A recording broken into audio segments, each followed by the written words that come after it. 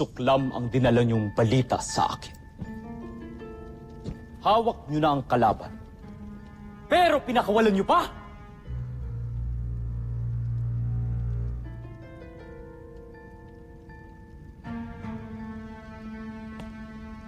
Yan din ang aking saloobin. Tumahimik ka! Isa ka pang hungang ka!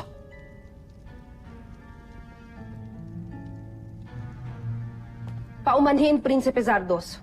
Kung kumilos man ako nang walang pahintulot ninyo, ibig ko lamang sanang patunayan sa inyo na mahusay talaga ang aking dalawang mandirigma. At nais ko rin kayong tulungang bumango sa ating emperador. Tama ang hinala ko. Napakawalang kwenta ng mga pinadala mong mandirigma. Tinalo sila ng Voltes 5. Ito ba? Ang mga armas nila?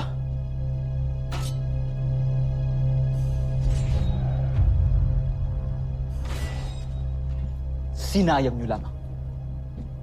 At ikaw, Zaki, ano ginawa mo? Lumabang ka sa likod ko. Sinuway mo ko! Ano gusto mong gawin ko sa'yo? Sige, sabihin mo.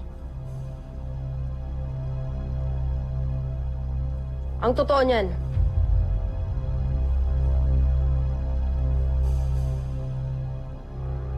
hindi sana sila makakawala kung hindi pinakawalan ng kusa ni Takeo at Ariza ang aming mga bihag. Pinakawalan? Saksi ako. Kusang pinakawalan ni Takeo at Ariza ang Voltes 5. Kung hindi nila ginawa yun, napaslang na sana namin sila.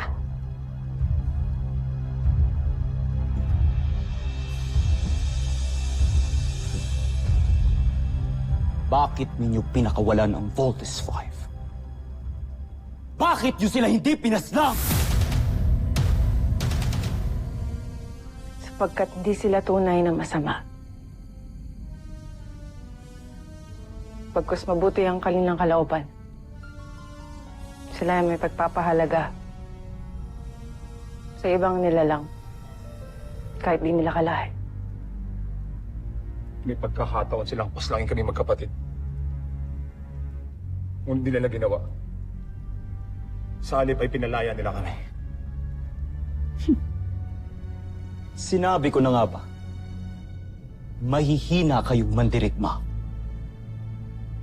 Kung sa bagay, nanggaling kayo sa lahing alipin.